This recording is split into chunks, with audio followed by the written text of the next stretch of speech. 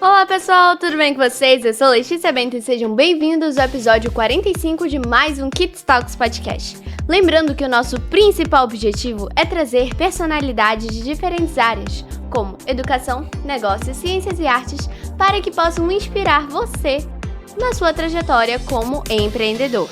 Hoje temos a honra de receber Jefferson Oliveira, CEO da Navegan, com o tema Superando Barreiras, a evolução da infraestrutura logística na Amazônia.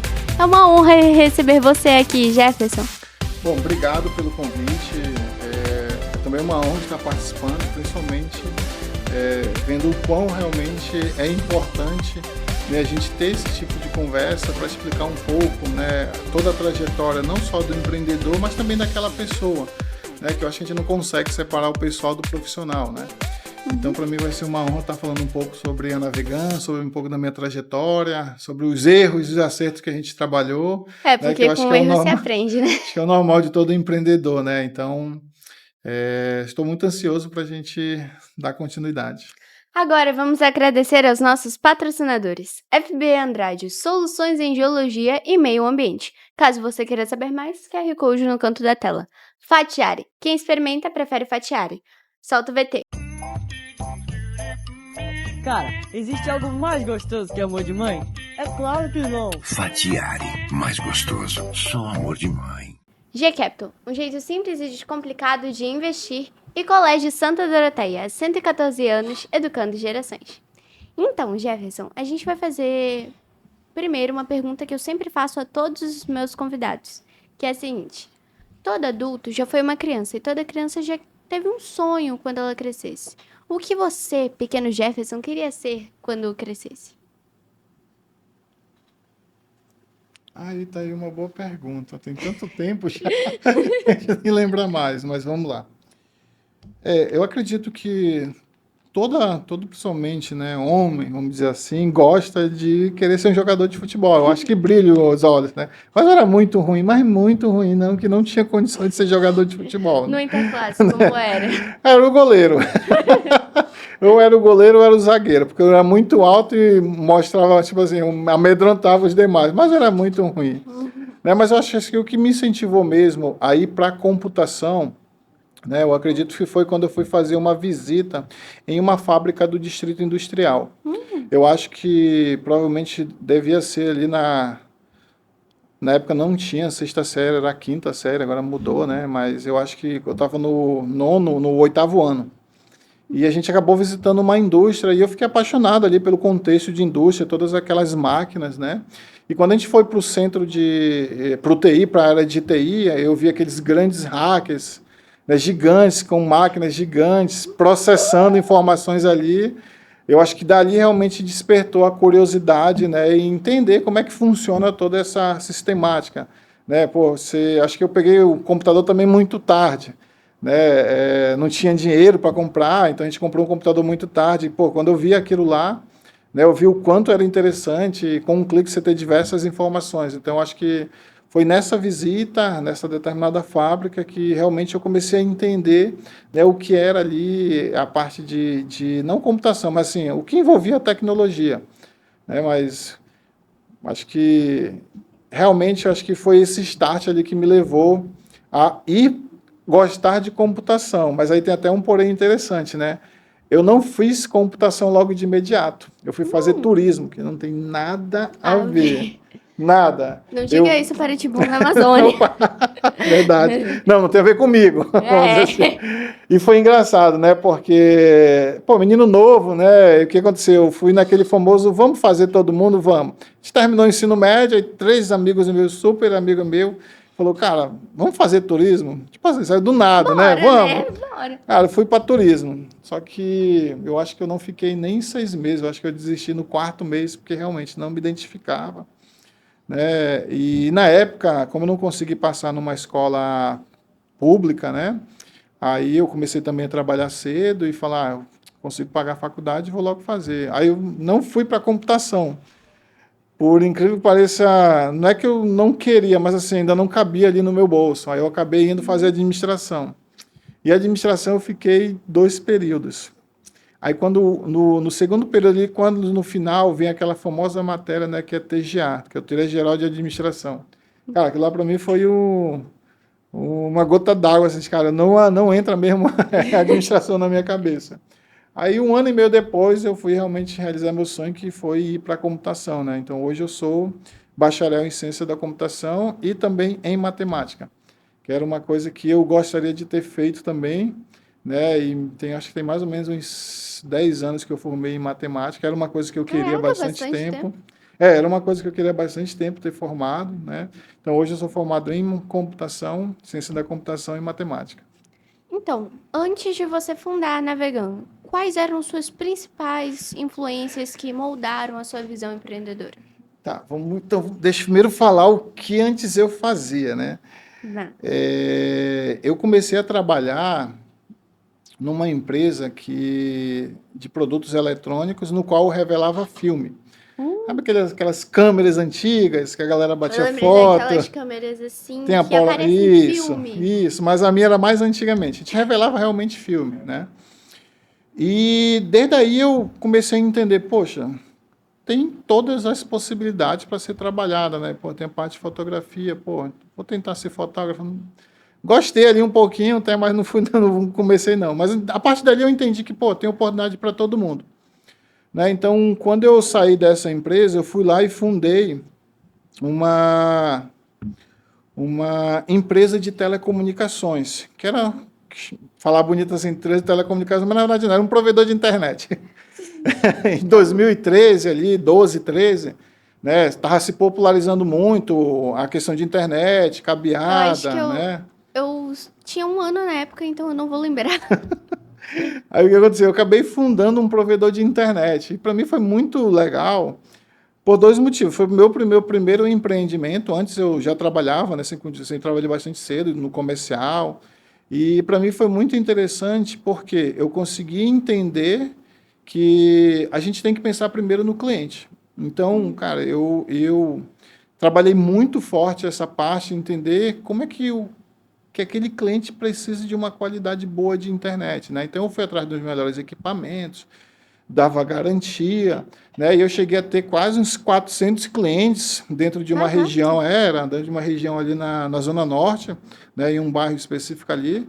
E, assim, foi muito legal, mas foi quase 1 ano e meio sendo dono desse provedor. E teve um belo dia que simplesmente teve um problema elétrico. Eu acho que isso era final de ano, e eu estava assim com a minha família, comemorando, né, e teve um problema elétrico. E acabaram descobrindo o meu celular particular.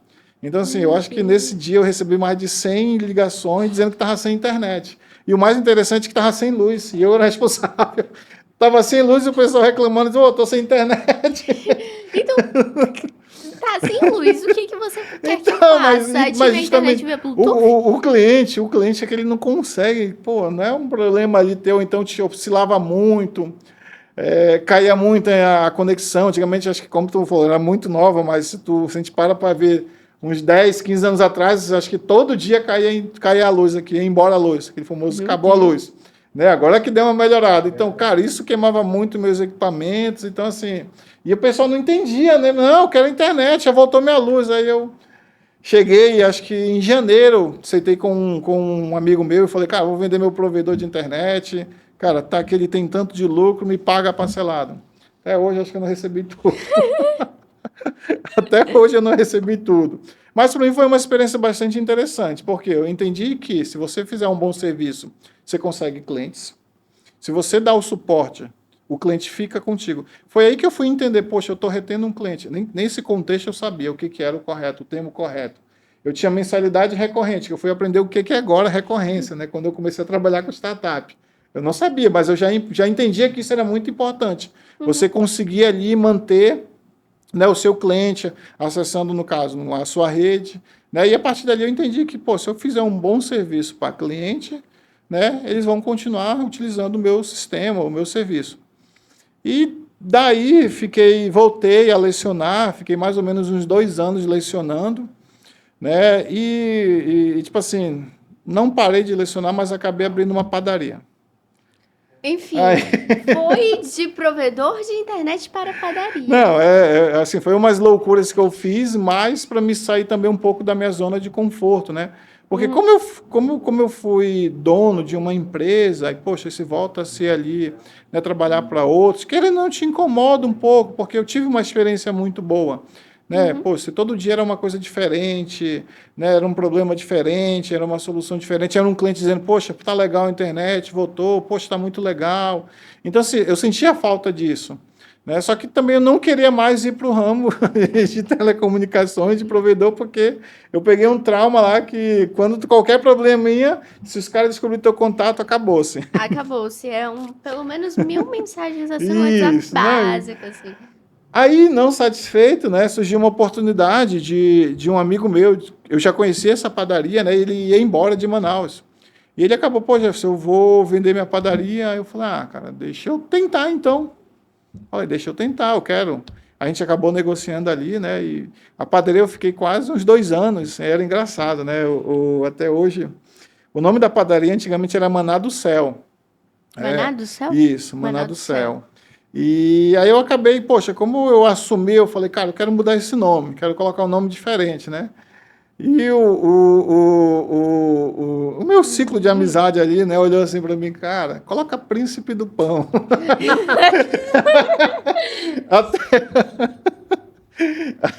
Aí eu vou lá na padaria do Príncipe, que é o Até hoje eu tenho um Instagram dela, eu tenho lá de Príncipe do Pão.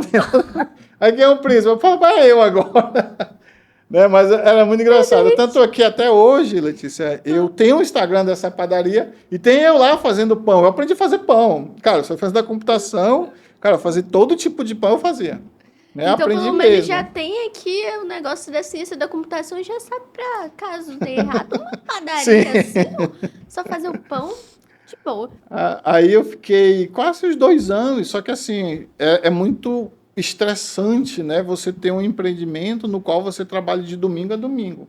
Porque padaria praticamente não fecha, né? Então, pô, chegou um momento em que estava fazendo já um pouco mal para a minha saúde, né? Aí eu sentei com a minha esposa e falei, olha, Janis, vamos vender e vamos tocar outra coisa. Aí eu voltei novamente a lecionar.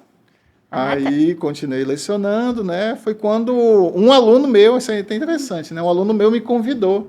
Pô, professor, vai ter um hackathon, né? Que vai ser lá numa escola ali na Ponta Negra. E ele falou, olha, o senhor não quer ir não? Aí eu nem sabia o que era, né? Fui pesquisar o que era hackathon. Né? Aí eu, comecei a ler um pouco mais. Eu falei, cara, eu gostei, quero ir. Aí foi sexta, sábado e domingo, só que eu não sabia que era tão cansativo. É porque é imersivo, né? Demais, você fica ali naquela preocupação, entender, querer gerar ideia. Cara, eu fui conhecer o termo MVP, que é o mínimo produto viável, nem sabia desses termos, né? Valuation, muito menos. Então, assim, eram termos que realmente eu nem imaginava, né? O que realmente era, Mas e eu comecei a aprender. Os conceitos, Sim, né? aprendi, assim, não dá para aprender tudo, mas a gente conseguiu ali absorver bastante informação, né? Aí eu não ganhei, fiquei, acho que em 4º lugar, nossa ideia, né? Que aí foi muito o time ali do Gaternal, até também estava organizando, era o Gaternal, a Bárbara e o Macaulay, que eram os 3 que estavam organizando, né? O Macaulay a gente já entrevistou, ele é muito gente boa. Ele só tem um problema, ele é flamenguista, brincadeira. Não, também não, sou palmeirense. Aí foi quando realmente eu fui entrar, né, no ramo de startup. Só que assim, em 2015, quando eu fundei a Navegan em 2018, junto com o meu sócio Jorge, né, em 2015 eu participei de um concurso público que era para mim ir lá para o Humaitá, que era o IFAM. Né? E eu acabei passando na primeira fase, e na segunda fase tinha que o quê? Fazer uma defesa. Você tinha que ir lá novamente fazer uma defesa, né? Defender a sua aula. Só que o que aconteceu? Eu não observei o edital. Tipo assim, era para mim estar dia 4 e era dia 2. Cara, eu corri para a internet para saber se tinha alguma opção de comprar uma passagem de barco, porque de avião não tinha consultado, não tinha, né? E eu tinha ido na época de estrada e também não tinha mais vaga de estrada. Aí o que aconteceu? Eu fui para barco, aí eu vi, poxa, a gente tem aqui 62 municípios. Desses 62 municípios, 70% só chega de barco. Eu falei, pô, deixa eu acessar aqui a internet para ver se tem alguma opção. Cara, e não tinha nada. Não tinha nada relacionado a conseguir comprar uma passagem pela internet, de barco. Aí eu falei, poxa, legal, deixa... Só que, tipo assim, isso foi um problema que eu senti, mas assim, não startou a ideia ali de que, vou montar um sistema ou um site para fazer isso. Ficou adormecido ali. No Hackathon, né, foi quando eu lembrei, poxa, cara, tinha aquela ideia lá do barco, mas eu não botei essa ideia lá no evento, porque eu entrei numa equipe no qual já tinha uma ideia formatada, né? Aí eu deixei lá reservado, guardei lá a ideia lá. E o meu sócio, Jorge, me liga que ele disse que estava precisando de um programador, que ele queria montar um sistema para gerenciar embarcações, né? Aí foi quando eu falei, poxa, eu também quis fazer, eu queria fazer isso, mas eu quero fazer de uma outra forma, eu quero um e-commerce, e ele queria fazer um aplicativo. Aí ficou nessa e vai, a gente fez os dois. Aí sim surgiu a Navegam. Mas aí que é uma coisa bastante interessante, que é até uma dica para quem está começando a empreender, né? Olha só a minha ideia, o que eu fiz? Eu sentei e fiz um cálculo simples. 19 milhões de passagens sendo vendidas na região norte, poxa, dá um ticket médio de 145, 135 reais. Aí eu fiz assim, se eu pegar 5% dessa fatia, em 2 anos eu estou rico. Essa foi aquela conta ali que o cara faz ali. Eu disse, pô, então tem game, essa aqui é uma coisa interessante. Fazer uma startup. Vai ver, né? Mas, cara, não é nada disso do que a gente imagina. O nosso e-commerce, ele vai fazer quase 5 anos já de lançamento. Quase 5 anos de lançamento. A gente não vendeu nem 5.000 passagens ainda. Pelo nosso e-commerce. Lá, se você entrar na navegam.com.br, você consegue comprar para qualquer município. Ai, maravilhoso. Só que é o seguinte, a gente tem diversos acessos, a gente tem muito acesso mesmo, mas o pessoal vai fazer o quê? Pesquisar quanto é o valor, pesquisar quando é que sai o barco, qual é o nome do barco, né? É isso que acontece. Então, Jéssica, quer dizer que deu errado a Navegam Passagem?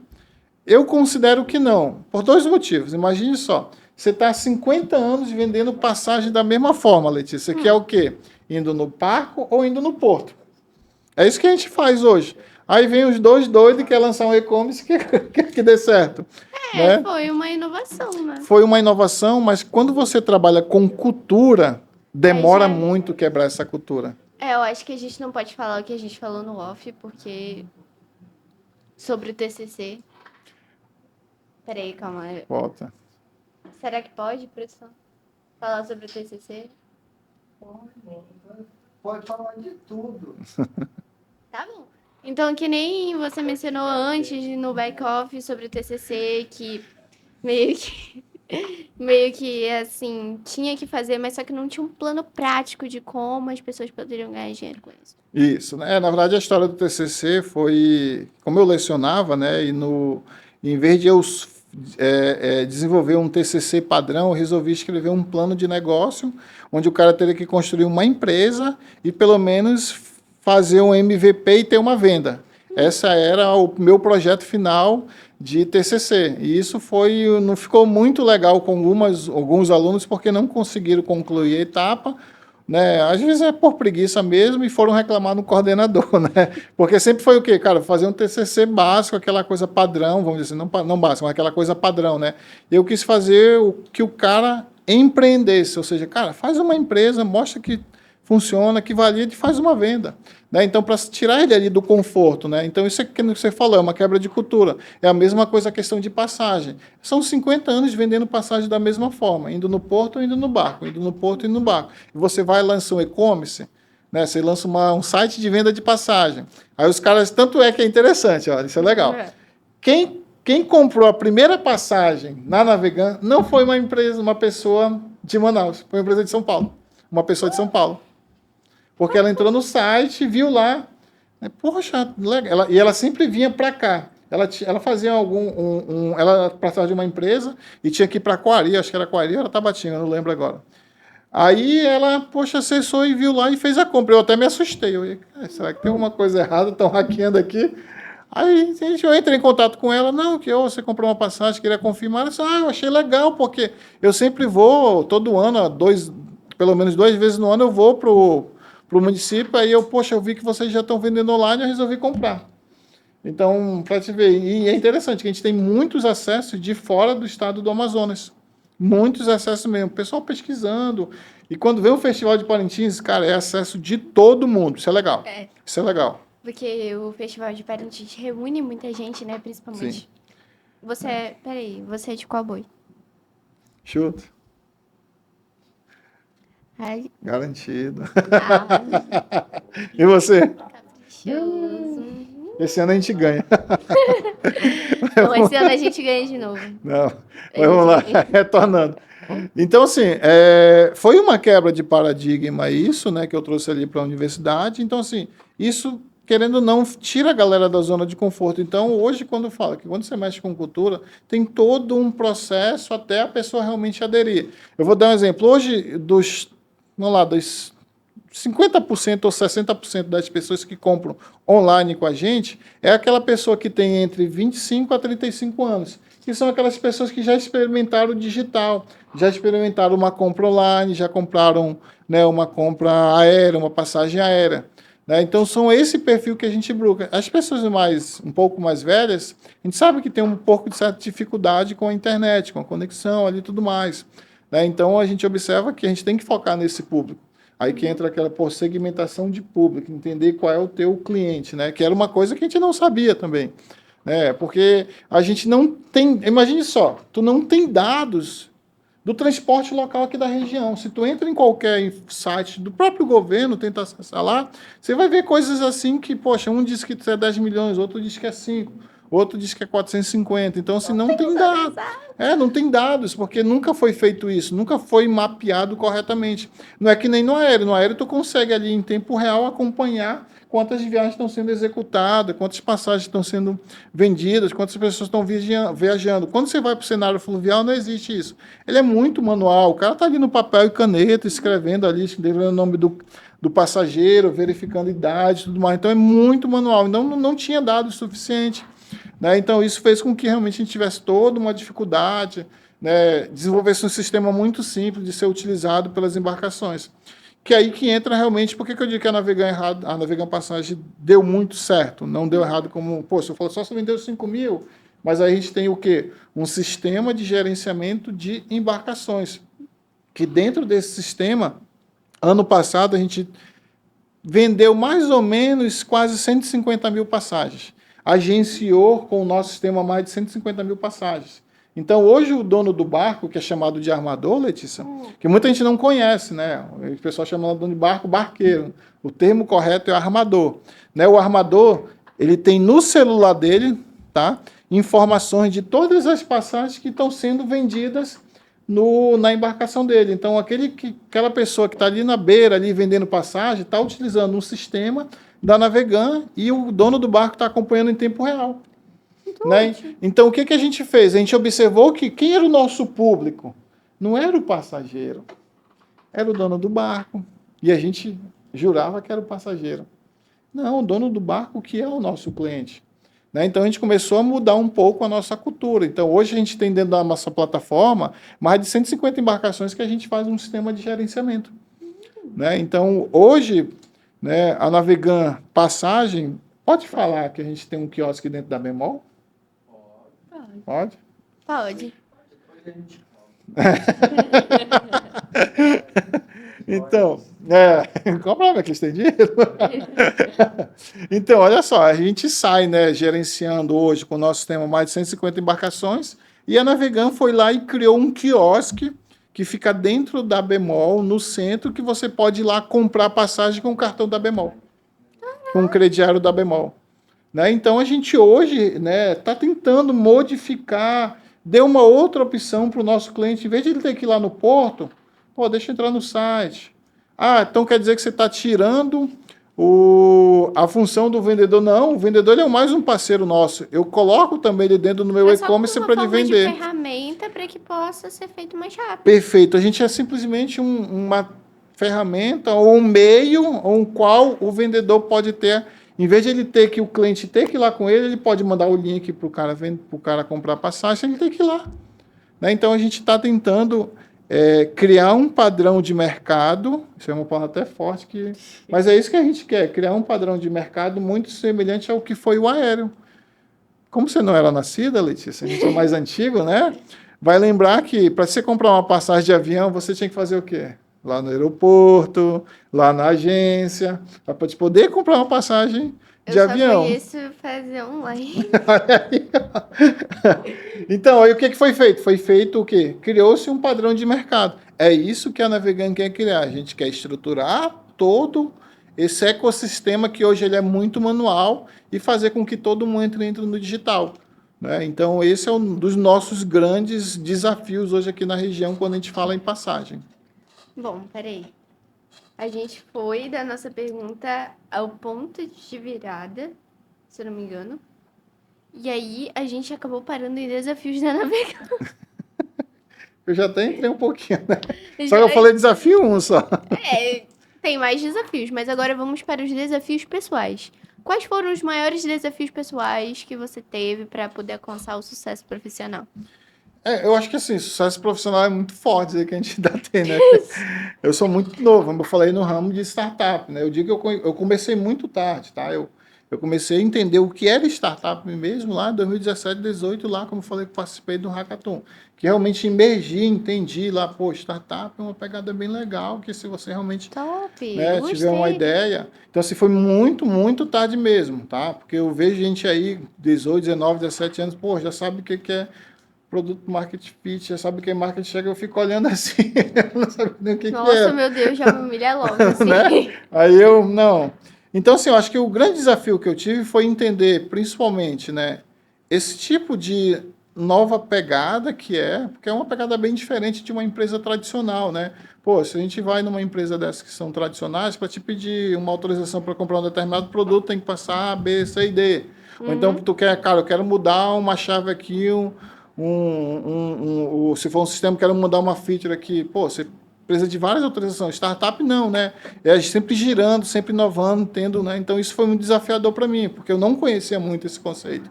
Eu sempre vi de coisas tradicionais. Provedor de internet é tradicional, uma padaria é tradicional, lecionar também, querendo ou não, né? Não é que seja tradicional, mas assim, não tem...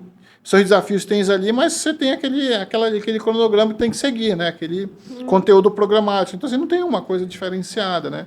Então, eu acho que um grande desafio foi isso. Fazer com que eu saísse do meu conforto tradicional e entendesse que uma inovação ela é muito rápida. Né? Então, talvez isso aí que eu acho que foi um diferencial. E depois, eu acho que o segundo ponto foi entender, de novo, também muito tarde, né? Foi entender que hoje toda empresa, toda startup, a gente tem que olhar primeiramente quem? O cliente. O cliente e também, sabe quem mais? Nossos colaboradores. Porque quando você tem noção disso, você já sabe mais ou menos o que você tem que trabalhar. Para o cliente, o meu público é esse, então eu vou fazer isso baseado nisso, que vai agradar esse público. E para os colaboradores, tenho que fazer alguma coisa parecida com isso para que eles possam colaborar junto comigo. Do cliente eu já entendia muito bem, porque eu já tive a experiência, né, de ter um provedor e ter recebido, mas, bem sério, meus colaboradores, eu não olhava muito assim, poxa, será que o colaborador realmente está satisfeito com a nossa empresa? Sabe que aquela história, não é que eu não ouvia, mas assim, acho que não tinha muito ali aquele processo muito bem definido, né, a cultura da empresa que a gente fala. Né? Tanto é que a Michelle, que é minha sócia, hoje ela cuida especificamente disso, na parte de ESG da Navegan e a parte da cultura organizacional da nossa empresa. Que a gente começou a entender que toda empresa ela é formada por pessoas. Então, se uma pessoa não estiver satisfeita dentro da tua empresa, se ela não gostar da tua empresa, ela não entender ali a cultura, né, ela vai levar as demais, né, a dizer, poxa, não é legal a Navegan, e acaba fazendo com que o pessoal fique ali desmotivado, né, e consiga ali atingir suas metas. Então, eu acho que o segundo tópico foi isso, entender que empresas são formadas por pessoas. Então, eu acho que isso foi bastante desafiador para mim, né, porque em 2019 eu tinha 2 funcionários. Hoje, 2024, a gente tem 32 funcionários. né? Então a gente é uma equipe bastante grande, né? Principalmente, como eu te disse, por uma startup, mas hoje a gente preza muito, né? Hoje o nosso funcionário. Então eu acho que esse foi um dos grandes desafios que eu vim trabalhando, né? Ainda estou trabalhando, né? Para realmente fazer com que a nossa empresa seja uma empresa de sucesso. Então, qual é o papel da educação, em geral, de maneira geral, no futuro, para empreendedores ou inovadores que querem alavancar, assim? Assim, eu, como de formação um professor, eu sempre prezei a educação, né? Tanto é que até hoje ainda está startado lá que eu estou tentando finalizar o meu mestrado. Que é uma coisa que eu quero, porque eu sei o quanto a educação pode mudar a pessoa. Eu sou, acho que, prova viva disso, porque meu pai não tinha dinheiro, minha mãe não tinha dinheiro, né? Tanto é que eu fui ter meu computador, eu acho que com 19 anos. 19 anos fui ter meu computador. Né? Então, assim, eu vi que, poxa, se realmente, se você se esforçar, se você estudar, seguir o caminho correto, é muito difícil você não ter sucesso. Então, a educação, para mim, ela é primordial e fazer com que a gente saia dessa coisa tradicional, que são aquela... vou dar um exemplo assim, acho que vai esclarecer até mais. Hoje, se a gente pega uma foto de 100 anos atrás, de uma sala de aula, como é que é? Normalmente, tipo, com madeira. Tirando a estrutura. E tirando a estrutura. Como é que é? É o professor aqui na frente e os alunos aqui.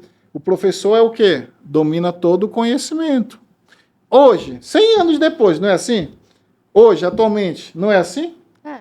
Então, querendo ou não, hoje a gente sabe que o professor tem toda aquela sistemática de aprendizado que ele aprendeu ali durante os 4 anos, onde ele se formou, se especializou. Só que a gente sabe que é humanamente impossível você dominar tudo.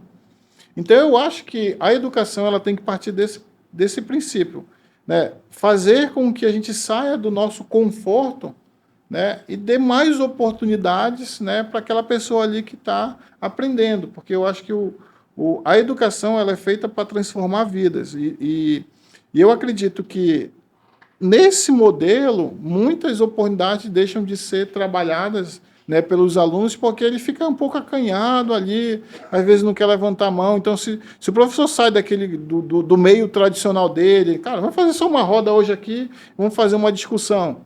Hoje é uma coisa diferenciada, né? Não é aquele mais do dia a dia ali, poxa, o professor aqui passando exercício e o aluno respondendo, o professor aqui passando exercício e o aluno respondendo. Então, eu acho que tem que sair um pouco desse conforto.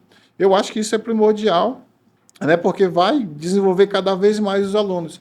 Porque hoje o centro da informação, o que concentra toda a informação é o professor. E às vezes o aluno ali, poxa, eu queria tirar uma dúvida, ele é um pouco acanhado ali, né, não quer falar. Então acho que uma roda, uma coisa diferenciada, uma visita, eu acho que isso faz com que realmente a gente tenha, acho que, mais assertividade e faça com que realmente o aluno, as pessoas consigam absorver mais informação. E também porque, assim, as pessoas são diferentes. Por exemplo, todas as pessoas têm áreas em que elas são boas e que elas falham um pouco. E normalmente essas áreas que elas falham, entre aspas, várias aspas, porque elas não falham, tecnicamente só têm dificuldade, é que é mais valorizado, digamos assim. Por exemplo, eu tenho muita dificuldade em matemática, um exemplo. Então, eu fico com muita dúvida sobre isso, como é que funciona isso. Mas eu sou muito boa em português. É bom que você trabalhe a matemática e também o português, para que a matemática você não possa ficar com tanta dúvida e o português você já possa melhorar aquilo que você é bom. Então, mas para acontecer isso, tem que se mudar esse padrão que hoje existe, né? Então, é muito centrado ainda no professor, né? Claro, sempre tem que existir a figura do professor, mas eu acho que existem diversas metodologias já validadas que existem, que a gente poderia muito aplicar aqui, né? Só que a gente tem um governo que demora-se anos e anos para se mudar qualquer coisa.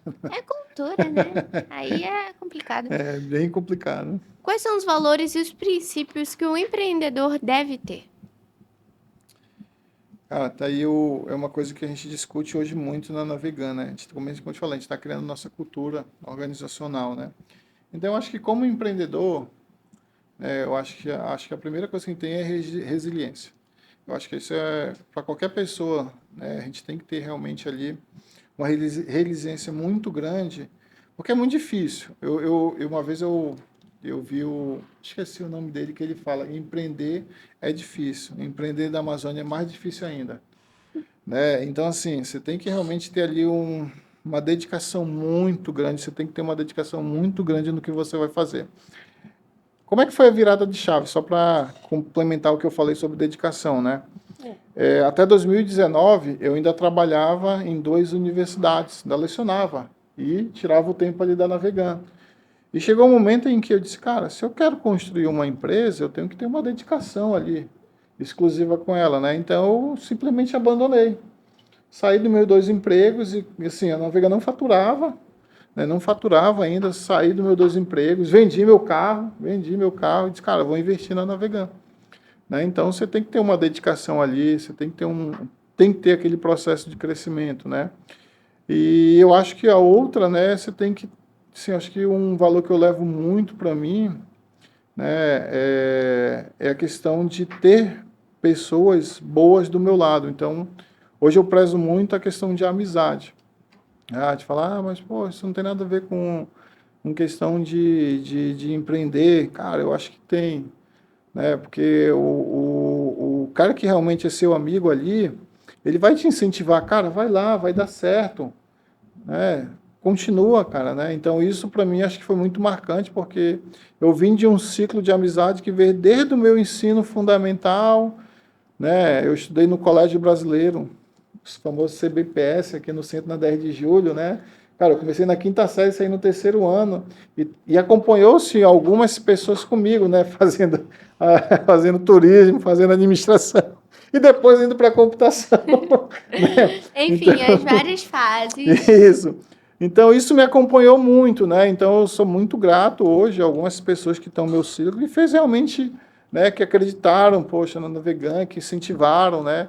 Principalmente durante a pandemia, que foi um caos geral, né? E, poxa, aí começou a questão de logística, da gente começar a focar um pouco mais de logística, e alguns amigos meus, pô, Jefferson, se precisar de ajuda, me chama, eu tenho um carro, vou lá te ajudar, vamos fazer a entrega, né? Então, eu acho que isso foi realmente o que fez com que eu me tornasse uma pessoa que entendesse um pouco, né, de negócio, um pouco do ecossistema de inovação que a gente tem aqui. Então, Jefferson, qual é a sua visão para o futuro da logística na Amazônia? Vamos lá. É um tema bem sensível, porque imagine só, 62 municípios a gente tem aqui no estado do Amazonas, né? 70% só chega de barco. É impossível você fazer uma ponte para Coari, é impossível você fazer uma ponte para Tabatinga, não dá, é impossível. Tá? Então hoje a gente tem os rios. Então o principal meio de locomoção do nosso estado são as grandes embarcações, né? E hoje essas embarcações estão passando por um processo muito severo, que é a atual estiagem, tá? Vou só contextualizar para entender o quanto é É problemático. porque, tipo, ano passado também tava tendo estiagem, esse ano a estiagem provavelmente, na realidade foi, né, muito Mais severa. muito mais severa. E já tinha dados em 2023 disso. E a gente acabou não se preparando para isso. Isso, correto. Aí que entra, né? Olha só. Em 2023, a gente teve um problema muito grande com a estiagem. A Navegan Log, que a gente trabalha com logística, sofreu muito durante a estiagem. Aí, esse ano, o que a gente fez? A gente se preparou e disse, cara, a estiagem em 2024 vai ser um pouco mais severa. Onde a gente mais sofreu? Um exemplo, sofremos muito em Tefé, porque lá, Tefé, quando você vai chegar ali, Tefé, ele é um rio, né? E é um rio que seca muito. Então, vou te dar um exemplo. Hoje, do jeito que está hoje, tá?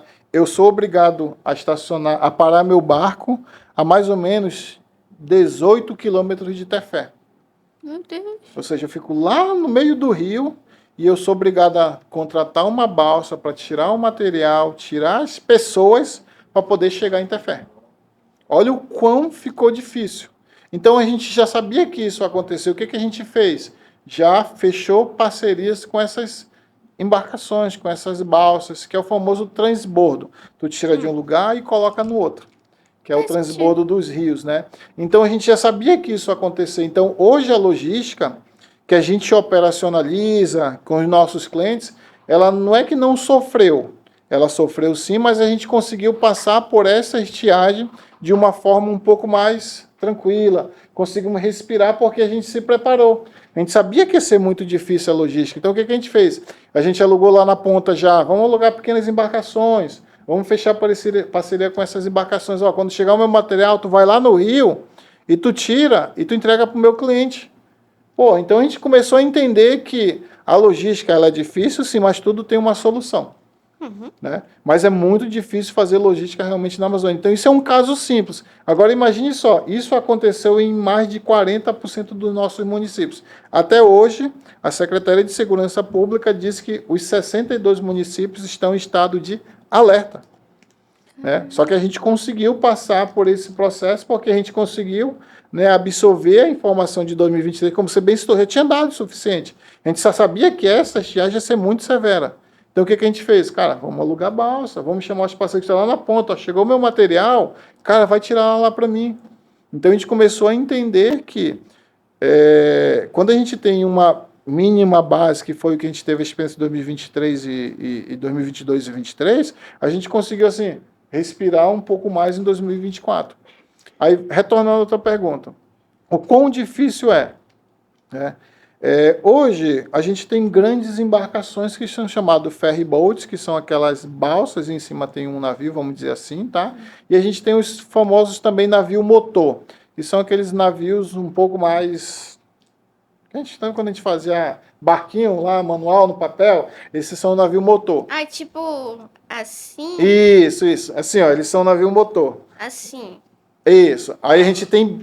ferry boat, que é uma balsa mesmo, né? E em cima tem então assim, tem mais estabilidade e tudo mais. Então hoje, particularmente, esse é o nosso meio de transporte. Ferry boat, navio motor e lanchas rápidas, tá? Então, imagine só, poxa, eu estou precisando, se eu comprar, se um cliente meu comprar um container, hoje eu consigo levar um container dentro de um barco desse?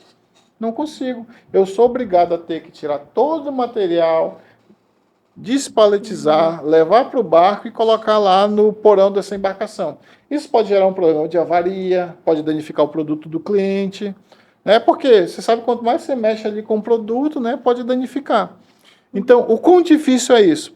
Hoje, nenhuma embarcação que a gente tem está preparada para fazer uma logística diferenciada. Ou seja, vamos trabalhar com containers, ou então não dá para trabalhar com containers, vamos trabalhar com pallets. Vamos pegar um pallet, tirar do caminhão e colocar no barco. Hoje não tem essa opção. Hoje você tem que fazer 100% manual. Então a gente já tem um problema de sistemática operacional. As embarcações tradicionais que nós não temos, não têm hoje essa facilidade. Eu não consigo botar uma empilhadeira, tirar do caminhão, então baixar ali na doca e colocar no barco. Não tem. Então a gente já tem essa problemática. Então hoje, para a gente ter que mudar esse cenário, facilitar esse cenário, vamos pensar assim, ó. Uma construção, o quanto pode melhorar? Uma construção de um ferry boat, onde eu consigo automatizar ele em 100%. Entrar com empilhadeira, colocar lá diretamente nas suas grades, né? Tem um processo muito mais rápido. Aí vamos além, mais ainda além. Vamos dizer que esse ferry boat ele consiga trabalhar tanto na seca quanto na cheia.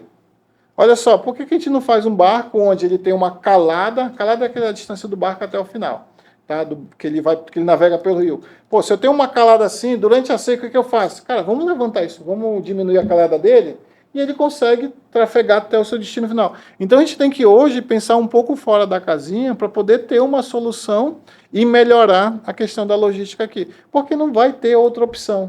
Sempre vai ser as embarcações. Sempre vai ser. Né? Então eu acho que então tem a gente essa só pegada. tem que se adaptar meio que a isso. Isso, correto. A gente tem que se adaptar, mas isso demora. Isso demora. Bom, você já participou de programas de aceleração como o Samsung Creative e o Flash Sebrae. O que essas experiências trouxeram para você e para a Navegan?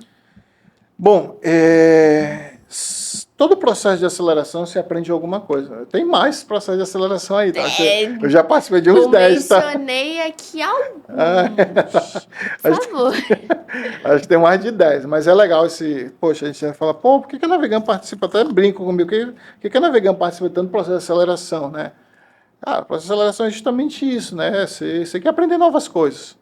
Né? Então, às vezes, uma informação que você passou despercebido naquele processo de aceleração, você consegue capturar e consegue trazer agora para a sua empresa. Então, o processo de aceleração ele é muito interessante, porque realmente já está dizendo, pô, vou acelerar a tua empresa. Então, que se eu fosse fazer sozinho, com essa Iria demorar. demorar demais. Então, o processo de aceleração serve justamente isso. Startar ideias que pessoas já passaram e essa tua problemática que tu pode contar lá na história, cara, dá para te resolver fazendo isso, isso, isso. Então, eu acho que o processo de aceleração ele é muito importante, não só para startup, até mesmo você como pessoa. Tá? Porque isso te ajuda muito, abre muito tua mente, tu começa a entender, poxa, cara, tem essa possibilidade. Você está conversando com um cara aqui do teu lado, tu tá ouvindo uma conversa dele, pô, tu consegue entrar, cara, por que você não faz isso ali? Então, assim, tu abre realmente a tua mente, tu abre teu leque de informação, poxa, e é um processo de aceleração assim, como diz o outro, na porrada, né? Direto ali, não tem essa de chora meu nego, não. É direto mesmo, cara, tem que fazer assim, assim, assim, cara. Né? E você vai testando, você vai validando, você vai aprendendo ali. Então, eu acho que o processo de aceleração foi muito importante para a gente, né? Para mim, principalmente, para os meus sócios, para aprender como é que funciona o conceito de startup, o que é uma empresa, o que é um pitch, o que é uma aceleração, o que é um valuation, né? Que são termos que muito utilizados, né? Mas acho que principalmente faz com que realmente se absorva informações que, se você fosse percorrer sozinho, talvez sua trajetória demoraria mais. Então, o processo de aceleração, eu acho que é muito válido todo mundo participar, não só quem tem startup, né, mas assim, que comece a absorver essas informações, aprender cada vez mais, que para mim foi muito válido mesmo. Bom, qual seria o conselho que você daria para o nosso público jovem, empreendedor que está assistindo? Vamos lá. Não tenha medo de errar. Eu acho que esse é o diferencial de qualquer empreendedor. Arrisque bastante mesmo, né? Seja bastante persistente, principalmente, né? E que você consiga realmente ali, a partir do momento em que você startar aquela ideia ali, cara, mesmo que seja uma ideia simples, eu até brinco, né, com alguns amigos meus, falo, cara, a Navegana não quer ser um unicórnio, ela quer ser um botocórnio. Motocórnio. Porque, cara, eu quero resolver o problema da minha região. Cara, eu resolvendo o problema da minha região, para mim já tá bom, já é um sucesso para mim. Entendeu? Então, assim, a Navegando não é escalável. Cara, ela é escalável, sim. Mas o que eu desejo, o que eu quero, né, mesmo que não seja, que os demais não considerem escalável, cara, eu resolvendo um problema da minha comunidade, que eu até bagunço, eu resolvendo um problema do meu bairro, para mim já tá bom. Né? Então, eu acho que mesmo que aquela ideia que você acha que é uma ideia, poxa, só vai impactar a minha rua. Cara, faça, impacte sua rua, aí depois você vai escalando, fazendo projetos cada vez mais grandiosos, né? Então, assim, se você for iniciar um projeto, termine. Pelo menos para saber se deu certo ou não. Porque tu só vai saber se o projeto deu certo se você executar. E é uma coisa que eu vejo que muita gente para. Né? Muita gente para, porque, poxa, não vai dar. O cara, tu nem sabe se vai dar. Ó, só rapidinho, Luiz. E é legal, sabe por quê? Num processo de aceleração, 2 rapazes falaram, cara, eu tive essa ideia em 2011, só que eu não fiz. A ideia da Navegando também. Não fizeram, simplesmente não fizeram. Então, assim, eu Aí, acho quem fez? né? Então, assim, eu acho que pra gente, que a gente ainda é jovem também, né? Mas a galera que está iniciando na pegada, né, ali de empreender, eu acho que é fazer isso. Cara, escolha uma coisa que tu consiga enxergar o início e o fim e execute. Execute. Eu acho que esse é o diferencial de qualquer empreendedor, né? Pegar um determinado problema e tentar resolver. A partir do momento que resolve, você começa a escalar. E tu vai ver, poxa, consegui fazer, deu certo. Ah, deixa eu agora pensar nisso. E aí você vai construindo sua trajetória. Então, eu acho que quando você pegar realmente um projeto ou qualquer outra coisa, cara, tente fazer. Mesmo se der errado, faça. Porque com os erros aprende, aí pode aplicar um outro projeto, entendeu? Fica mais fácil. Fica, e se eu soubesse disso, não tinha feito. Antes, eu tinha muito problema com a Navegando. Então, agora vamos para o nosso quadro A Hora da Caneca. Um dos meus momentos preferidos, aliás. Deixa eu beber uma aguinha. E a aguinha é bom.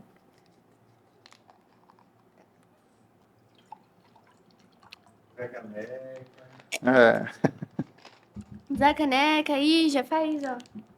Já bebe água assim, ó.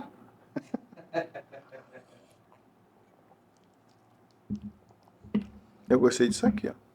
Esse daqui é bom, que aí não fica molhado aqui embaixo. Agora vamos para o nosso quadro A Hora da Caneca. Um oferecimento Olha a Caneca, a lembrança perfeita para o seu cliente ou convidado. Ai, que legal! Se a sua empresa ou seu evento precisar de uma caneca linda como esta, como aqui o nosso convidado está usando, fale com o pessoal da Olha a Caneca. QR Code aqui no cantinho da tela. Roda a vinheta. Bom, agora, Jefferson, a gente vai fazer umas perguntas descontraídas que você vai ter que pensar também, um tanto aleatórias e pessoais, e você responde do jeito que quiser. Tá bom, fechado. Então, uma pergunta que eu gosto muito é qual é o seu top 3 de músicas? Que eu sou muito ligada com coisa musical e tal. Cara, em relação à música, todo tipo de música, gênero eu gosto. Mas se eu fosse Top hoje 3. eleger 3, Exatamente. eu posso citar somente os compositores ou cantores? Não, Tem que ser o nome das músicas? exatamente. Rapaz, agora, eu gosto muito de rock, eu sou apaixonado por rock. Eu também. Então vamos eu lá. gosto muito. Acho que todo mundo conhece, acho que é o clássico, né? Faroeste Caboclo, acho que sim. não tem ninguém que Essa- nunca tinha ouvido falar. Eu só não sei a de letra decorada. Aí Mas, eu sei. Eu acho que é muito difícil um fã do Legião Urbana não saber esta música. Eu acho muito difícil. O fã Legião mesmo, Urbana? né? Cara, Legião Urbana eu conheço aquela Pais e Filhos e também o Será que... Só se a gente cantava muito em música. Lembra que a gente cantava, que é mais antiga, a gente cantava muito no fundo do ônibus, né? Ô, Diego, a internet não tá funcionando muito, não. É, eu Ah. acho que é a outra. O que eu poderia considerar como outra? É Eu que eu gosto não- muito de pagode, Pagode Né? compreensível. só que um pouco mais clássico, vamos dizer assim, um pouco mais antigo, né? Eu acho que eu se lembro que eu tenho um problema muito grande de lembrar nome de música, por isso que eu perguntei se não pode ser o nome do artista Bom, ou da banda. Lembra aquela do Só Pra Contrariar? Meu Deus do céu, eu tô nervoso. É porque hã? Domingo, quero. Não é essa ainda, mas eu sei qual é. peraí, deixa eu pegar meu celular, porque aqui o tablet ele Não, tá complicado. tranquilo. E aí Não, a gente não, pode não, utilizar o Spotify, aí... Eu tenho, mas tá tudo aqui, ué. Meu Spotify tá meu ativado. Meu Spotify... Não, vou ver aqui rapidinho agora. Tananana. Olha, músicas curtidas. Aqui é a minha playlist, ó. Aí a minha playlist, eu não faço playlist porque eu vou seguindo a ordem aleatória do Spotify. Que aí, porque tem vezes que eu enjoo da música e depois eu começo a voltar a gostar dela de novo, entendeu? Que aí, qual era? Era Faroeste Caboclo. Faroeste, Caboclo, Eduardo e Mônica. Capta microfone.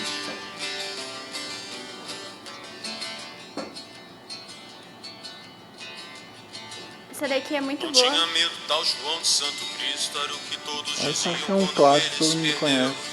Deixou pra trás todo Tudo mal. Marasmo da Fazenda. Só que eu sou muito ruim pra cantar. Sou horrível. Eu só não iria colocar aqui, tipo, metade da música, porque metade da música é... A música é 9 É minutos uma e 7 música de 9 segundos. minutos. Enfim, E quando tem pa- uma- tipo assim, eu não sei se tem isso, mas meio que a gente faz um rodízio de músicas lá na minha casa, quando a gente vai sair. Então, meio que é, tipo, minha vez de colocar minha música, minha vez do meu pai e a minha vez da minha mãe. E aí, quando tá no finalzinho do trajeto, ele coloca essa. Qual? Faroeste Caboclo. Apesar de ser uma música boa, ocupa todo o tempo das nossas outras duas músicas. É triste. Mas a música é boa. Deixa eu falar agora. Eu sou muito, como eu disse, sou muito fã de rock, né? Mas eu escuto todo. Minha playlist aqui sai da música antiga para a música mais atual, né? Mas assim, se eu fosse realmente dizer quais são as três, eu acho que eu optaria realmente por Faroeste Caboclo, né? Próxima. Eu sou muito apaixonado, mas muito aqui por Capital Inicial. Pra mim, acho que é uma das bandas assim que Então, rock nacional. rock nacional. Rock nacional. O internacional, eu sou muito fã, mas como eu não entendo muito, já estou arranhando o inglês não, ali, tipo, né? Eu gosto muito de... Ai, eu gosto muito de música indie, mas ao mesmo tempo eu gosto muito de música de rock. Então, no rock eu gosto mais de, tipo, Iron Maiden, Guns N' Roses, assim, uns 10 antigas. E aí do indie, eu não sei se configura, mas Arctic Monkeys. O primeiro álbum, não conheço. Não sei quem é, mas enfim. A minha playlist vai de Metallica pra samba rock. Não, aí tudo Então, bem. Porra, aí você- samba rock é bom, né? Samba rock é bom. Você ainda não listou as duas Então últimas. vamos lá. Faroeste Caboclo, Fátima, que é uma música que tem uma pegada muito legal, uma batida muito legal, bastante mesmo, né? Sim. E a própria Cássia Eller também tem muitas músicas do Renato Russo, né? Que eu gosto muito de Malandragem. Não é dele, sei, mas ela que canta e ela tem uma entonação diferente quando ela canta essa música, cara. Então, assim, eu acho que são essas três, acho que eu escuto quase todos os dias. São músicas realmente que eu gosto, eu vivencio, né? Bom, agora, se você estivesse em um deserto e lá tivesse comida, você sobrevive lá, e você tivesse que levar 3 coisas. Não pode ser nem um helicóptero, nem um avião, nem alguma coisa que possa te tirar daí. Mas você vai viver ali pra sempre. Mas eu tenho que sair? Não. Vou ficar lá? Vai de Você vai comer? Não, você vai ter comida, você vai ter Ah, eu vou água, ter você tudo. sobrevive. Ah, beleza, eu vou ter tudo. Alimentação. A alimentação tá de boa. Já tem, tá. Mas só que você nunca mais vai sair de lá. Mas eu tenho que ter 3 o quê? 3 coisinhas. Pra me ficar lá curtindo? É. Ah, não, aí é fácil. Mas se tem comida. Acho que só precisa do quê? Aquela famosa meme lá, cara, tem meu quarto, por que eu vou sair do meu quarto? Eu tenho comida, eu preciso de uma TV e de uma Lembre-se internet. Lembre-se que o calor ainda funciona lá, tá? Ah, então aí é a TV, a internet e um quarto com ar-condicionado. Pra que eu vou querer mais? Eu vou ter comida abundante. Porque assim, eu acho que realmente, né, esse meme é bastante interessante, né? E querendo ou não, eu gosto dele porque, cara, eu não sou aquela pessoa de sair. Se eu sair, eu não sou uma pessoa que gosta de sair pra balada. Quando eu saio à noite, cara, eu vou comer. É uma coisa que eu adoro fazer comer. Eu me identifiquei muito com você. Muito. Bom, tem algum filme ou livro que você recomenda?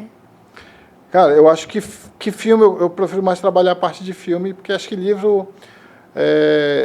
eu li muito quando eu estava fazendo minha faculdade, né, livros de informática mesmo, informática pesada, mas os livros do Paulo Coelho eu acho que me marcaram muito, eu gosto muito do Paulo Coelho, mas eu acho que se eu for falar de filme, principalmente para a galera que quer empreender, né, que quer trabalhar, que quer realmente ir para essa jornada, eu acho que você deve assistir qualquer filme, né, que conta a história do Steve Jobs. Eu acho que é inegável o que esse cara fez, o que ele está fazendo, tá? E eu acho que quem quer ir para a área da computação deve assistir 2 filmes. Pirata no Vale do Silício, que conta a história, que contextualiza a história da Microsoft, né? Junto com a própria Apple. E O Jogo da Imitação, que contextualiza, que é do Alan Turing, que contextualiza ali, né, o filme onde ele ajudou a desvendar a Enigma, que era uma máquina, né, da União Soviética, né, que a partir dali que surge o conceito um pouco de inteligência artificial. Né? Então, acho que são filmes assim que me marcaram muito, né? Eu acho que é muito, muito bom mesmo. Eu acho que o outro filme que eu também indicaria é o Interestelar. Cara, que filme louco, assim, que você fica vidrado ali, você não... Cara, são assim... São situações que, cara, eu queria estar lá, que te emergem para dentro do filme, entendeu? Entendi. Então, eu acho que um filme de impacto legal é esse, né, Interestelar, e eu acho que se o cara for para empreender mesmo, bater ali, eu acho que Pirata no Vale do Silício, né, e qualquer filme do Steve Jobs que conta a história dele, eu acho que é bastante válido. Bom, se você pudesse viajar para qualquer época, menos no futuro, que o futuro é incerto. Se você pudesse viajar para qualquer época do mundo mesmo, sem ser da sua vida, para qual época você viajaria? Boa pergunta, né? Porque geralmente a gente sempre referencia aqui a voltar no passado, no seu próprio passado, né? Não, você vai... Então, agora só que você está dizendo que é mais fácil fazer assim, né? Em época do mundo, Cara, eu acho que eu queria assistir, sério mesmo, ó, que todo mundo fala que o Palmeiras não tem mundial. Eu queria assistir o jogo de 51. Eu acho que todo palmeirense, eu acho que teria esse sonho de querer assistir esse filme, esse jogo, porque eu sou apaixonado por futebol. Não jogo nada, mas sou apaixonado por futebol. Pelo menos Então eu acho que, imagem. sério, não, acho que é uma coisa meu pessoal, cara, eu queria voltar lá para me assistir o Palmeiras ser o primeiro campeão mundial. 51. Bom, e agora? Essa daqui é uma pergunta diferente, mas também é relacionada com aquela outra.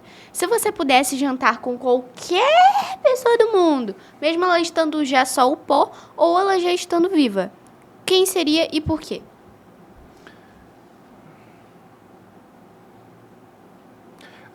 Porque assim, como eu sou da computação, né, vivencio isso muito, tanto é que eu ainda lidero ali junto com o Macaulay o time de desenvolvimento, né, eu acho que qualquer pessoa queria conhecer, né, acho que, vou elencar, posso colocar 3? Pode. Pode. Eu acho que o primeiro, né, é Steve Jobs, eu acho que é irreconhecível o que esse cara fez, mudou completamente o cenário de eletrônico na região. O próprio Bill Gates, eu acho que por tudo que ele fez e revolucionou também os microcomputadores, né? E, cara, eu acho que o atual mesmo, eu acho que é o Elon Musk. Eu acho que o que esse cara vem fazendo, né? Eu estou falando em tecnologia, tá? Em pessoa em si, tem algumas coisas que realmente a gente não converge, mas eu acho que se for para falar de tecnologia, eu acho que esse cara hoje está revolucionando. Porque eu sou prova viva disso, né? Hoje o cara que está lá no interior, ele consegue assistir hoje a Netflix, pagando R$200, enquanto um ano e meio atrás, ele pagava R$200 por kbps. Para baixar uma mensagem, uma foto, demorava meia hora. Né? Então hoje ele consegue fazer isso, ó, consegue na casinha dele lá no interior, na comunidade que fica isolada, ele consegue ter Netflix. Então eu acho que esse cara na atualidade, se fosse na atualidade, eu queria conhecer um pouco desse cara. Né? Bom. Para falar de tecnologia. Tem umas ideias meio radicais dele lá, mas... Mas se fosse pessoal, como seria? Pessoal? Pessoal. Ah, agora eu acho que pessoal... Eu acho que eu gostaria de ter conhecido a minha avó por parte de mãe. Porque a minha mãe, ela perdeu ela muito cedo, com 5 anos. E, assim, a gente não teve contato com a família da minha mãe, né? Então, eu acho que queria entender um pouco das origens dela. Pessoalmente, acho que é isso que me falta. Se você pudesse congelar uma idade sua, qual seria? Mas aí eu vou descongelar depois? Vou não? Não. Ou vai ficar esquecido lá, isso aqui apaga ou não? Não tem nada a ver. Ou Não. congelar um momento, tipo assim, é muito Não, eterno. é congelar uma idade. Tipo, um ano seu que você viveu, você congela e vive ele para sempre. Cara, bem sincero, eu acho que quando eu conheci a minha esposa, Lidiane. Rapaz, porque- cara romântico. Porque a gente se conheceu muito cedo, né? Eu vou fazer 19 anos com ela. Caraca! Então a gente está junto todo esse tempo e sempre foi aquela pessoa que me apoiou, né? Nas minhas loucuras. Pô, vou abrir uma padaria. Ela fala, porra, tu não entende nada, bicho. Né? Então, assim, só que ela falou, vou contigo. Né? Então eu acho que é a pessoa hoje que me apoia em tudo, me ajuda em tudo, né? Fala que eu sou doido, mas sempre me falou, poxa, eu te admiro porque quando tu quer uma coisa, tu vai atrás. Né? Então eu acho que para mim foi quando eu conheci ela na Djalma Batista ainda. Sol quente, 2 da tarde, atravessando a rua. Um dos últimos românticos do mundo. Se você pudesse ter qualquer superpoder, qual seria e por quê? Cara, saber o que os outros estão pensando. Não, acho que isso é muito indelicado. Cara, eu acho que eu queria ter... Tá aí, agora que eu quero meio saber o que a pessoa está falando. É difícil isso, né? Eu acho que um superpoder... conseguir passar sabedoria para os outros. Eu acho que isso é primordial para qualquer época, o meio que a gente vive, eu acho que esse é um diferencial que acho que muita gente gostaria de também ter isso. Bom, infelizmente a hora da caneca acabou, mas calma, não se preocupe. Temos uma lembrancinha para você.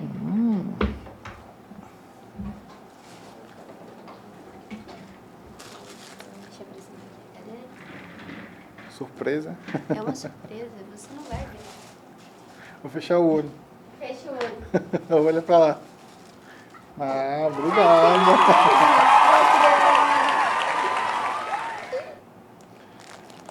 Ai, que legal, obrigado. Me sinto honrado por estar aqui. Eu sou muito tímido, tá? Não, sou bem tímido mesmo em podcast, tá? Eu acho que quase ninguém me vê em podcast. Sabia disso? Acho que foi o primeiro que eu aceitei, tá? Muito obrigada, me Foi o sinto primeiro. honrada agora. Eu que agradeço. Foi o primeiro que eu aceitei, sabia disso? Analisando agora, a primeira entrevista que eu dou assim para podcast é de vocês. E gostei muito. Por isso que eu tava... Vai, corta rapidinho. Quando você me manda uma mensagem, porque assim, a gente... Pode gravar? Já pode gravar? Pode. Não, peraí. Eu só quero saber quanto tempo já tá a entrevista. 1:05. Pra quem disse que não falava muito. Ai, daqui a pouco a gente já vai terminar. Ai, que triste. Bom, enfim, espero que você tenha gostado da caneca. Infelizmente, já estamos chegando no final do nosso programa. Qual seria a mensagem final que você gostaria de passar para o nosso público? Eu acho que se tiver oportunidade, corta aí, de novo, repete. Pode falar? Pode? Tá. De boa. Bom, eu acho que... Não, peraí, calma. Eu acho que se você realmente quer empreender, se você realmente ir para a vida de empreendedor, desenvolver uma startup, ou desenvolver qualquer coisa nesse segmento, né? Eu acho que você deve ter duas coisas do seu lado. Pessoas que acreditam em você, né? Eu acho que isso é fundamental, né? E a outra realmente é você não desistir. Eu acho que isso é primordial para quem quer iniciar, né, uma trajetória de empreendedorismo. Ter do seu lado pessoas que confiem em você, que vão lhe apoiar, né? Mesmo que dizer, cara, não acho que tu pode ir esse caminho, tu pode fazer isso, tenta mudar, tenta ouvir um pouco também, né? E realmente não desistir do que você quer fazer, né? E siga seus sonhos. Eu acho que o sonho é um estado, né, do ser humano que diz muito a respeito dele, né? Eu particularmente gosto muito disso, né? E todos os meus ideais, né, são baseados em ideias, né, que eu realmente sigo em frente. Então, alguns realmente são sonhos, que foi, né, ter minha segunda graduação, que foi em matemática, que era uma coisa que eu queria muito mesmo, né? Então, eu acho que esse é o diferencial de uma pessoa que quer realmente empreender, né? Ter pessoas boas do seu lado e não desistir. Bom, em quais redes sociais as pessoas podem encontrar você e o seu trabalho? Bom, acho que eu estou em todas as redes sociais, só no TikTok. Só no TikTok. Só no TikTok, ainda não. TikTok. O Instagram é Jefferson, e é diferente meu Jefferson, é com um G, tá? G. G é Jefferson.silva. Com um F. Com um F ainda, isso mesmo. Né, que é no meu Instagram, eu mostro no Facebook também, Jefferson Oliveira. É bem difícil achar o meu, bem fácil, na verdade, achar o meu. Você colocar Jefferson, com G que vai aparecer. Então, eu tô no Instagram, Facebook e LinkedIn. E quem quiser conhecer um pouco também da Navegan, né, a gente tem o nosso Instagram, que é Grupo Navegan, tá? Acessem lá e dê um like pra gente e venha conhecer um pouco do que a gente vem desenvolvendo aqui na Amazônia. Obrigada mais uma vez, Jefferson, por ter participado do nosso programa. E eu acho que esse bate-papo foi muito bom. De novo, eu que agradeço pela oportunidade, esse bate-papo, ter conhecido você, Letícia, que se tornei sua fã a partir do momento que eu conheci ali o Macaulay e vi que, cara, foi muito legal a entrevista mesmo, bastante interessante. Né? E de novo, para mim foi uma experiência bastante única, né? Que foi um dos primeiros, acho que é o primeiro que eu falei que eu participei mesmo. Então, só tenho a agradecer pela oportunidade de falar. E, de novo, é um prazer para mim falar sobre a Navegan, porque realmente é uma coisa que eu gosto, é uma coisa que eu vivencio diariamente. Obrigada, muito obrigada. Agora, vamos agradecer aos nossos patrocinadores. FB Andrade, soluções em geologia e meio ambiente. Caso você queira saber mais, QR Code no canto da tela. Fatiari. Quem experimenta prefere Fatiari. Solta o VT. Cara, existe algo mais gostoso que amor de mãe? É claro que não. Fatiari, mais gostoso, só amor de mãe. G-Capital, um jeito simples e descomplicado de investir em Colégio Santa Doroteia, há 114 anos, educando gerações. Agora, se você gostou desses vídeos, já deixa seu like, já compartilhe para aquele grupo que gosta de empreendedorismo, gosta da Amazônia e também já comente para que vocês possam ver mais dos nossos vídeos e vocês possam ver mais conteúdos novos.